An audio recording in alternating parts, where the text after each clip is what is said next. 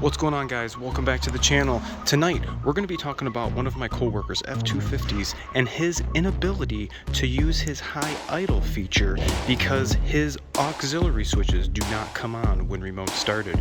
Watch this video tonight, you guys, and find out how you can retrofit your truck to have these work all the time like mine. Alright guys, let's do this.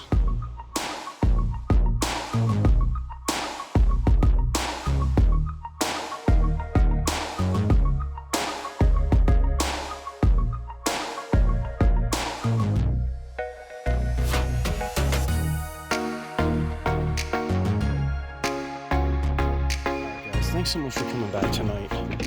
This is something I've been wanting to get done because a few people have been asking me about it, and my buddy over at Limitless Auto Works has confirmed that this will work. So if you guys have noticed, when you remote start your truck, your aux switches do not come on. And that is because the body control module and everything that gets powered up does not power up any of this accessories. So what we're going to do is provide a constant 12 volts source to the auxiliary switches so they will function any time you want. Truck off, key off. If you have auxiliary lighting that you're trying to control, this is going to allow you to do it without having the truck on.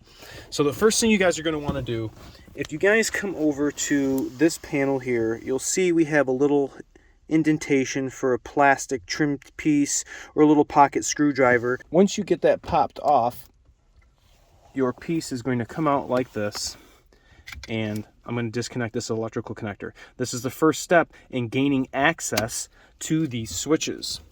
Now, on the back side of this, there's a finger here, a finger here, a finger here, and a finger here. These two down here have to be pushed up, and these two down here have to be pushed down. If you reach your hand back through here, you're going to feel I just depressed that finger. I'm using my ring finger on my right hand to depress the bottom one. Okay, so you guys can see I got it hinged. I'm going to reach my hand in there farther. I'm going to use my pointer finger on my right hand to depress that one, and then I'm going to use my pinky finger and I'm going to depress it, and I'm going to pull the switches out. And once you get it out, there's going to be an electrical connector. I'm going to go ahead and disconnect that. Now, looking at the connector like this pin right here, which is pin number 8, all the way to the left, this bottom one, is our power. It is a purple wire that provides power. Now, you guys know how I am with doing modifications. I went ahead and depinned this. I no longer want to have the 12 volts that is being supplied to this connector connected to this. So I depinned it and I put in my own pin. This pin is where we are going to now provide power to these auxiliary switches all the time, and it's going to be fused. So if you guys do not want to do the pin process, you are going to have to trim back this tape and grab enough slack off this purple wire to leave this already connected, because what you're essentially trying to create is a long enough pigtail with the purple wire so that you can hook it to your now new 12 volts all the time.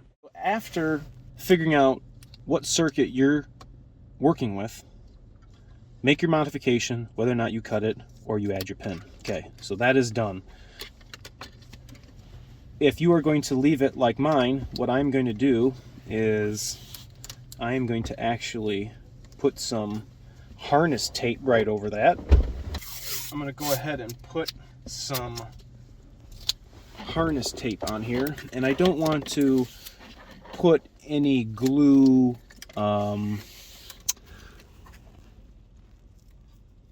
heat shrinks, because if my client wants to go back to original, I want him to have that ability to use that pin and take it back to factory. And additionally, remember, when the key is in the on position, that wire is going to be hot. So I know you guys are probably going to say, oh, PTT, why can't you just take the fuse out? That's very unprofessional. Well, brothers, sisters, friends and followers, this is going to suffice absolutely fine. There's going to be no harm, no foul in leaving this just like this. So, you know, I'm also going to do, just so that I can tether that to that harness, I'm just going to get a little 1-inch piece here, maybe a little longer, and I am just going to put my new wire right parallel with that harness. It's going to be our first point of contact. All right, that's done. So moving over to this lovely piece right here. This is hot all the time. This is what we're using. This is what we're going to be modifying. Once you get this panel out, you're going to have to pop this out because it was real difficult to get this electrical connector out. So what I am going to recommend you guys do is get your hand, and I am going to be pushing on the actual barrel. If you guys can see that, I'm going to be pushing right on where the electrical connector goes, and I'm going to be depressing on both sides, one at a time, this tab right here, that tab there, and there's a tab right across the hallway from it. So you don't want to stick this down in here and blow the fuse. So be careful. You're not going to stick this thing all the way in here. I mean, come on, people. Just depressing the outside tab, and you can just see that got cocked. I'm going to do the other side, and I'm going to pull the other side, and you guys can see now this is coming all the way out, and it's going to stop. This whole piece is one assembly. This is how your 12-volt socket comes out, and I'm only doing this to show you guys how to disconnect the electrical connector because it was a buzzard. That, my friends, is where we are going with this. This yellow with red tracer is our power all the time, and I had previously depinned this, which it still is, but I was mocking it up for demonstration purposes. I'll pull this little red thing out. I'll pull my yellow wire out, and I'm going to show you guys exactly what I did to verify that it worked. That is our hot at all times. Here is our switches. Our switches are off. I'm going to plug this in. Now remember, I could not turn any of that on. Check it out. All of our switches now work. It's not just for panel illumination. This is actually for the function of each switch to each auxiliary control relay.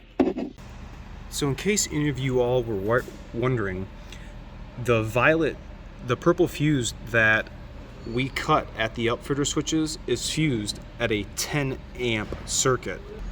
The fuse for the instrument panel PowerPoint cigar lighter or the PowerPoint, both are fused with a 20 amp. So we went from a 10 amp servicing this circuit to this one.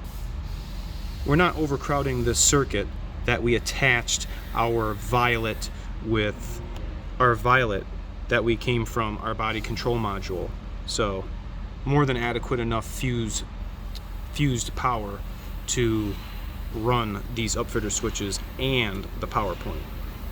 So to finish the install, you guys, I'm going to leave that entirely up to you on how you want to tap into this. What I am going to do, and at the request of my client, I am going to make a permanent connection, which is going to require me to actually cut this yellow. So that in turn is going to require me to pull back this convolute a smidge. Don't have a lot of room to work with here. Got a little piece of tape that's kind of tethering these two together. Okay, I just busted the piece of tape. Here it is. And I'm basically gonna do just what I told you guys. We're gonna cut this yellow piece. Okay, pretty much right where I am. Remember, this is hot. Okay, so I've totally severed this. I'm going to leave it out of the connector, because what I'm going to do after the repair is I'm going to slide some heat shrink over it and make it look A1.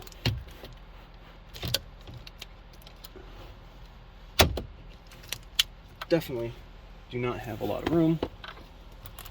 We are accustomed to working like a baby Tyrannosaurus Rex.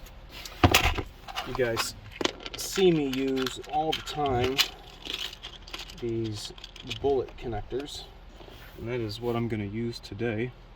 If any of you guys have gotten my pin kits from me from that dually light, this is what you'll see in that kit. I love using these things. Okay, so now what I need to do is both of these wires have to go into this bullet connector. This is going to be kind of tough. Like I said, you guys can choose how you want to do it. Okay, here we go, guys. This is tight. If it's not one strand, I mean, I guess I could have twisted all of these together, but I didn't want to strip all this wire insulation. We're just gonna try that one in. I'm gonna try to push this one in too. Bingo. Oh.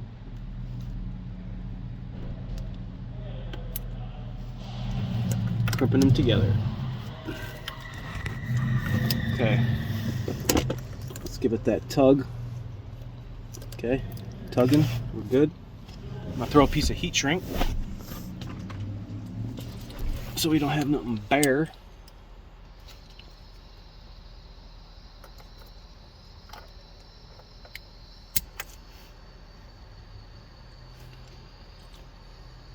This does have glue in it.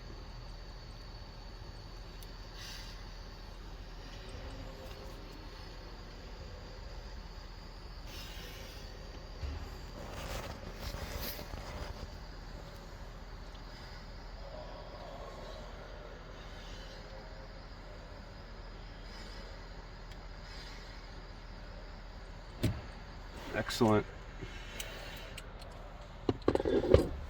So once you've got that completed, I'm going to insert this back into its original bore and put this back in.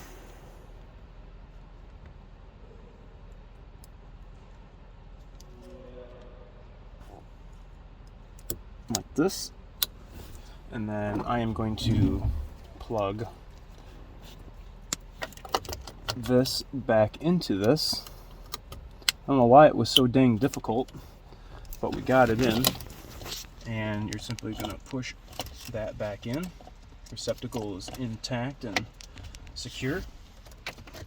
I'm going to go ahead and hook up my AC 110 volt socket. And I'm going to put that back in the same way it came out. And the last thing, you guys, to install is your newly wired upfitter switches. Put that in, and that, my friends, is how you complete this install so your auxiliary switches work anytime you want on your 11 through 16 Ford Super Duty. Tell me what you guys think about this in the comment section below. If anybody has done this mod and likes what they see, let me know in the comment section. I'll be curious to see how many of you out there have this done.